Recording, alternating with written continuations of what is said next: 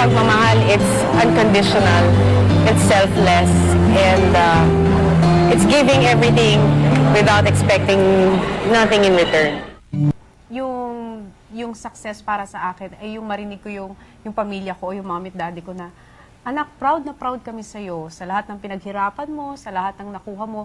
Pag narinig ko na yun talaga sa kanila, nararamdaman ko, ay, successful ako bilang isang anak nila dahil hindi ako ikinahiya ng magulang ko. Ikinahiya agad? Pinagmalaki nila ako, proud sila sa ginawa ko. So, feeling ko yun, successful na ako maging doon. anak nito, no? Totoo. Gaano kahalaga ang pera para sa inyo?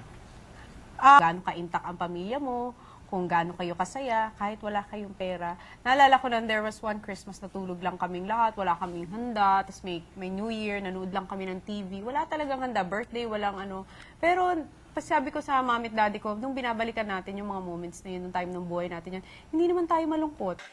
Shallow values produces empty victories. Ang lalim, no? Pero totoo yun.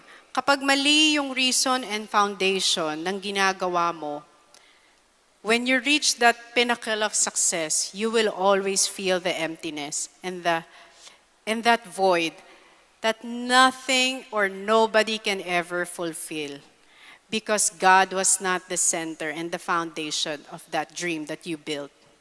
You may reach the pinnacle of success and everything, but while you're on top, you will always feel unhappy, you will feel unfulfilled, you will feel empty, and parang there's no reason why it's all happening. Your weakness and during the times when you are at your lowest, that's where you can see how high your God is. Like, dun sa pinakamababang point ng buhay mo, dun mo makikita kung gaano kumilos ang Diyos.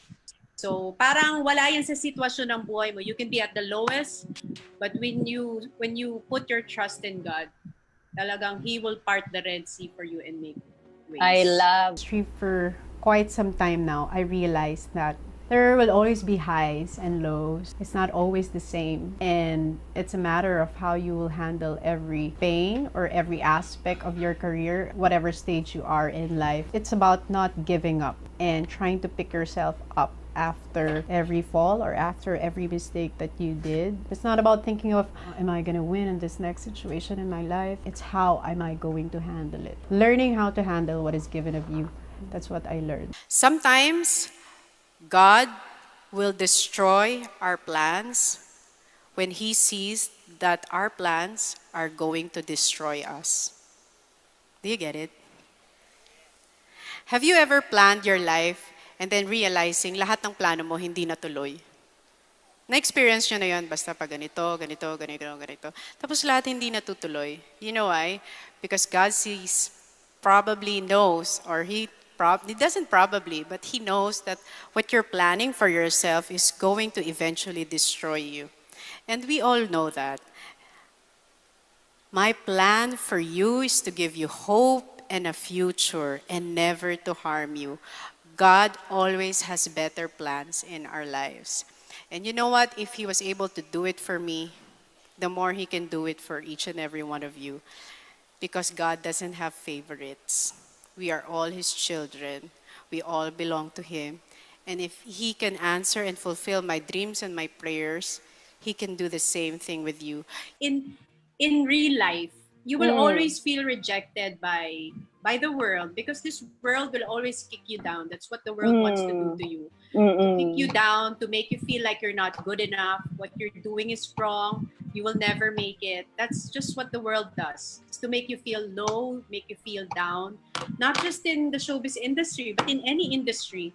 There's always a struggle, hindi ba? There's always a struggle for you to prove yourself to people because parang anytime, parang laging mawawala sa'yo yung kung ano yung meron ka. And that makes you humble, that makes you more parang determined, and that parang strengthens your faith in God. Kasi wala ka na may makakapitan di ba? Parang, Lord, kayo na bahala kasi parang hirap naman ito. Kasi in the natural, it looks really impossible. But you know, we serve a God who does the supernatural and the impossible. So, siya talaga ang keep quiet. you will hear instructions on how you will lead your life. That's why it's so important to shut down the noise outside, to stop looking for answers in the internet, stop looking for answers in social media, stop watching, stop listening, just be quiet and be still. Because that's the time when you can hear God's voice, di ba? Is that And you will something? know, you will know it's His voice because you always know the voice of your Father, di ba? So, no need, for me, parang, you don't really owe anyone an explanation on what's really going on in your personal life. As long as you already give your piece and that's it, tanggapin nila o hindi. Hindi mo na problema yun.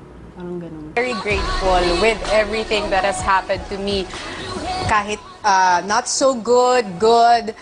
Kasi I always believe and I always hold on to the verse, Romans 8:28. Everything works for good for those who love God. If you really love the Lord and everything that's happening in your life, kahit na minsan parang ang labo-labo na, alam mong He will make a way at the end of that trial or endeavor na maganda yung kahihinat na nun dahil He's prepared something better for you.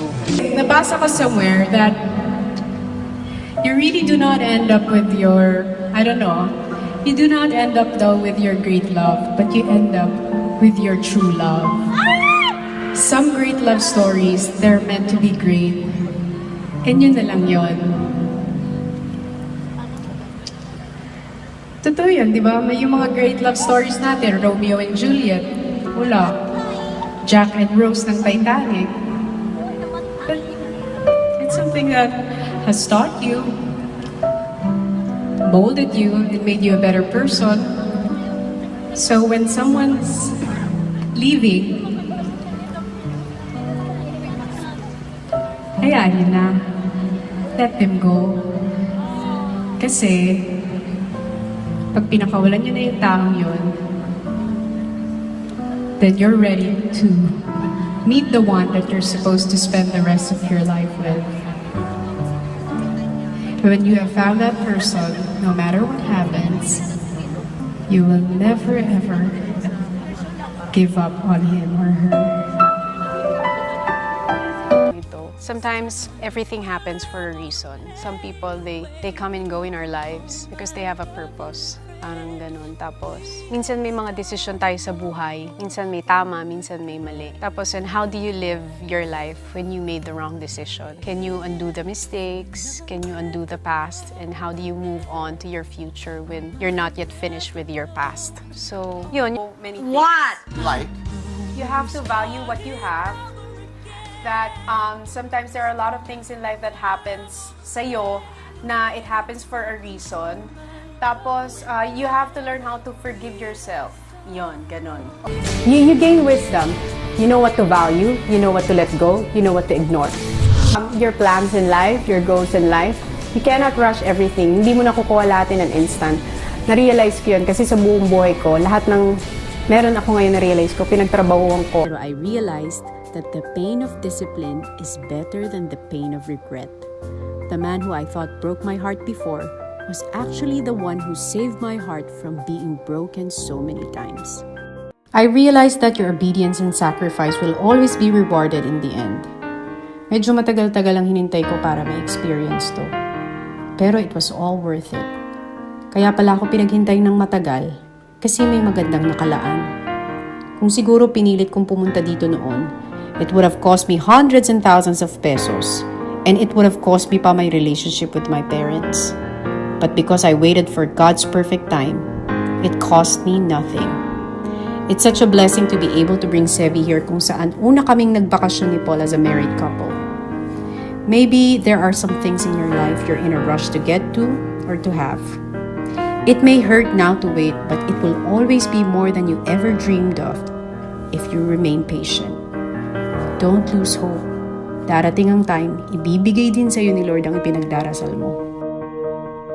One thing that you could just really change is yourself. Nobody can change the industry. The industry will evolve, the industry will always be there, and the stars will come and go. It's just a matter of how you will stay in the industry and leave your impact. Nagre-remind sa akin na, real happiness is not something that you post. It's something that you feel at the moment. You enjoy, you savor it. You keep it here. A teen woman for me is someone who's headstrong, confident, but not arrogant, is someone who's secure of herself, knows how to handle situations, and who can keep grace under pressure. Parang if you're that kind of woman, you can lead. I feel like to all of the dreamers out there who's watching right now, if your dream is greater and if your passion is greater than anything in this world, you can overcome any pain, any hurt, any obstacle. Because mananaig talaga yung dream mo. Na kahit masakit, tutuloy ka. Kasi alam mo, mas malaki yung pangarap mo eh. I think that's the driving force. I think that's the driving force na kahit na-hurt na ako, nawawala na ako ng pag-asa, tinutuloy ko pa rin. One is because I don't have any other option. Number two, it's because there's always that still small voice that keeps telling me, try one more time. Yung alam mo yun, pasasabihin mo na ayoko na, last na to, last ko ng audition. Meron ka, may maririnig ka eh, in the quietness of your heart, in your room, before you sleep, at night, before you close your eyes. There's that still small voice who will tell you, try again. Or maybe try it with me. With God. Shed every rejection. Every rejection, all of this was worth it. 12 years after, may nagbago ba? Malaki sa pinagagalawan ko, sa mundo ko. Malaki ang nabago sa itsura ko, personalidad ko, sa pamilya ko, sa trabaho ko, lahat. But inside of me, my values, my principles, Still the same. I'm still the same. I'm just really an ordinary girl. What just makes me extraordinary is my dreams. Anything is possible with God. What I'm saying is, your breakthrough is not determined on what age you are right now. Your breakthrough is determined by God and God alone. Because He doesn't have a time frame. If you will only read the success stories of the one who started McDonald's, Microsoft, and everybody else, they didn't become a millionaire or a billionaire at the age of 20, 21.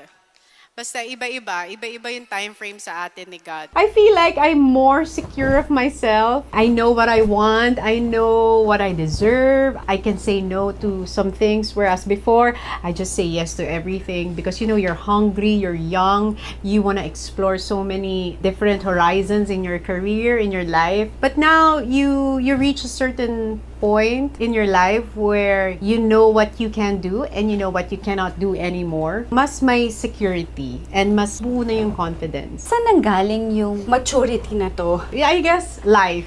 Life itself taught me how to be strong, how to be independent, how to be mature when it comes to discernment about certain things and issues in my life. Mo na nagpasikat sa isang Toni Gonzaga. Sisigaw ko uli yun. Alam mo, 13 years ko nang sinisigaw yung Tito Para Boy. ma-refresh lang ang mga tao. Oo, parang ayoko kasi, alam mo yun, wala ako sa mood. I love you, Fiona! Wala ka pa sa mood Wala ako sa mood eh. Hindi ko masyado pang nararamdaman, Tito Boy. Pasensya na kayo wala akong energy. You may receive a lot of no's in your life, but one day, somebody's gonna say yes to your dreams.